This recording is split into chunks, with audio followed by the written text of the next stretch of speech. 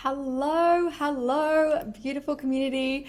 I don't know what it is about going on live on this group. For some reason, I can jump on my stories and I can yarn and I can do all the things. As soon as I jump on live on this group, I actually have a major freaking heart palpitation. So here we are, fighting through.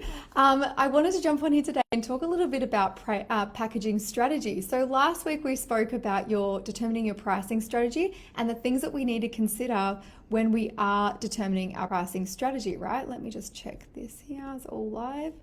Beautiful. So the things that we spoke about last week were reverse engineering our annual salary. So identifying how much money we want to make. Oh, hello, Martina. Hello, beautiful. How are you? I love stalking your stories, girl. So last week we spoke about reverse engineering your annual salary. So identifying how much money you want to make on a yearly basis and how many hours you want to work on a yearly basis, and then breaking that down into how many clients we need to book on a monthly, yearly, and weekly basis, right? So that's one strategy. Then we've got identifying our business expenses. So we need to ensure that we're incorporating our business expenses within our pricing strategy, so that way we can create a profit, right? So that includes your wages, ladies. That literally includes your wages. This is non-negotiable. You need to include your wages.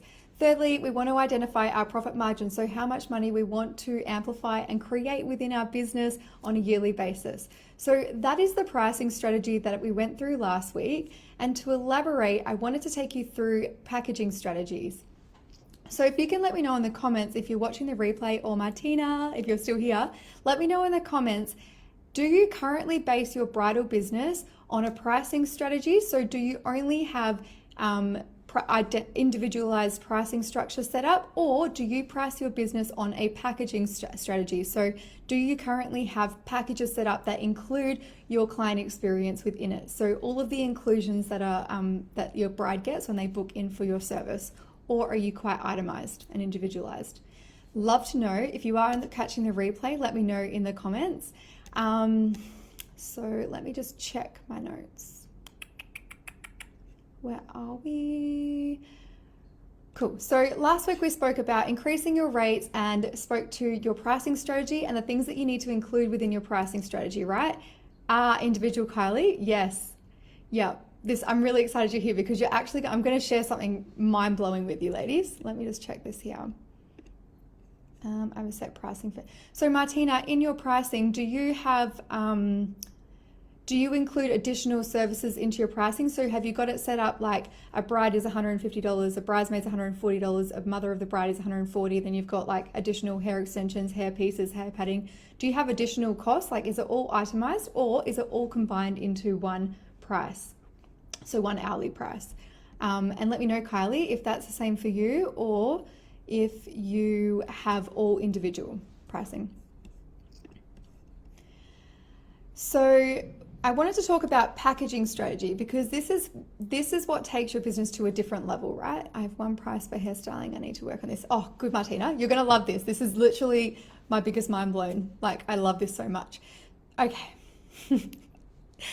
So the difference between a pricing strategy and a packaging strategy. So the pricing strategy really helps us define what our rates are at what we need to make to ensure that we are covering our business expenses, covering our profits, and making a profit, and also paying ourselves, right? So that's why we need to get clear on our pricing structure. So that's a strategy, because we need to know that. But what the other side is that our packaging strategy. So we can actually create packaging strategy, which basically includes all of your client experience. So this is why it's so clear to get clear on your client experience, what you can include, what makes your brand stand out, what makes your brand unique, how are you doing things differently within your bridal services that you offer. Do you offer additional luxury services? Do you offer pre-wedding services? What things can you include within your bridal experience, right? Because this is what changes a bride from a price shopper to a value shopper. So a bride that is only concerned about pricing is only going to be looking for the lowest value bridal service, right? But if you are wanting to make more profit and more money, more profit, and have a luxury high-end brand, then you need to transform the bride that is a price shopper, and you need to attract more of the value shopper, the ones that are like obsessed with a luxury experience, the ones that are obsessed with all of the inclusions, the ones that want a pre-wedding like prep hair wash and shampoo treatment and all of the things the morning before. So these are the things you want to consider when you are defining your pricing and packaging strategies. So your packaging strategies encompasses all of the inclusions within your client experience. So that's why we need to get clear on what your brand actually stands for, what your bridal services actually include, how is it different to anybody else that's in your community, what can we amplify and elevate within your brand, and what can we include and add to it to make it even more exceptional than what you're currently doing. So that's why the pricing is important, to understand the absolute financial like intelligence, right? But your packaging strategy literally encompasses your client experience and what makes you stand out and what makes you different. So imagine a bride jumping onto your Facebook, onto your website page, and they're looking at it and they're like, oh, okay, it's going to cost $150 for a bride, $130 for the bridesmaid. It's going to be extensions application. There's a travel fee. There's also this. It literally, you're changing the type of bride that you're attracting, right? Versus if you have on your website, you have this beautiful luxury experience, and it's going to be, the pricing is still $150, $130 for the individual like rate, right? But you also in your packaging strategy are including the pre-wedding hair care, the pre-wedding trial, the pre-wedding like luxury experience that she gets to have the morning before her wedding. So this is how you're changing your brand from a price shopper to a value shopper. And this is how you're attracting different soul aligned brides, right? So if you want to elevate your brand to become like this high-end luxury experience that is fucking obsessing, like your brides obsess over, then that is how you make the difference. If you want to continue down the same path that you're on right now, where you are itemizing every single individual like cost within your brand, this is attracting a different type of bride. So I would love for you to let me know in the comments, have you identified what makes your brand stand out and what makes your brand different and unique, and what services that you include that you might not even realize that you probably include these within your service that you don't even, you just, it's a given, right? So think about like your pre-wedding hair care advice, or like your guides or anything like that, even resources that you can offer your brides to help their wedding planning journey. This is so important, again, from transforming a bride or attracting a soul-aligned bride that values your service and values your expertise, versus the bride who is price shopping. We do not want the price shopper. We do not want her. We want the bride that comes in, takes an inquiry, and she books and pays and signs the contracts within an hour because she is obsessed with everything that you and your service and your brand stand for, right? Yes, Kylie, can you feel my passion here? Because this is something that I'm actually incredibly passionate about. I'm getting passionate again. So let me know in the comments how you feel about your brand now, how you feel about how your brand is portrayed. Do you attract a luxury bride, or do you attract the bride that is a price shopper who is sitting there and itemizing every single cost, like scrutinizing it? I'm glad you can feel my passion, Kylie. Oh goodness. All right, I'm going to read that. Oh, I've just looked at this. I'm real passionate now. Okay, I'm just going to read the comments quickly. Martina, you have a set price for hairstyling. So, okay. Short, blow dry, and upstyle. I'm thinking of hiring extensions. Are you also considering hiring extensions and offering that as an additional service for your bride? Because you could include that within your pricing packaging, like the strategy itself. So every bride gets the opportunity to have extensions, because really that's like, if every bride had the opportunity to have extensions, it would be a hell yes every time, wouldn't it? Unless they've got mermaid hair. So that could be another thing you could consider, Martina. But I would also steer clear of your short blow dries, and I would just make it a standard one price for every mother of the bride and mother of the groom. That made a huge difference for us in our business when we changed that. Alini, let me know if I've pronounced your name correctly there, Alini. I've just joined the live. How do you explain why bridal prices are higher.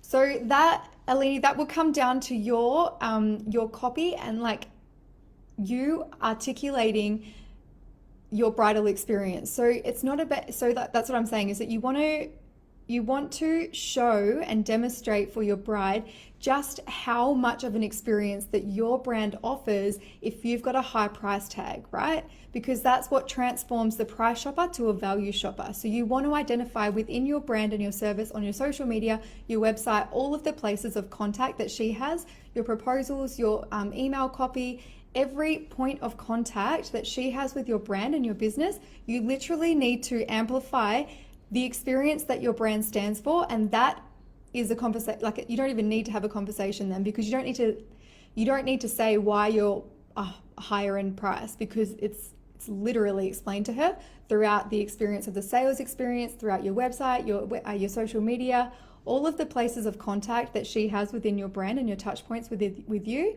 Would that high-end price tag would literally be illuminated throughout every experience that she has with your brand. So it's not so much about explaining to your bride why you're high. Like, I don't think I've ever had to do that. I've never had to explain to a bride why I'm that high. In fact, if they do question it, I say, unfortunately, that's my, like, I do not explain to a bride why I charge what I charge. And so I don't think that you should either. I think that what you might need to look into is your clearly identifying on all of your platforms, your website, your social media, and your email copy, your like sales experience, your client experience, identifying why you're different, why your experience stands out, and what makes your brand unique. So that way it's not so much about you having to explain that to her. It's just a question of whether or not she can value her experience with you and that price tag, or if she can't afford it, then there's not much there's not much more you can do about that.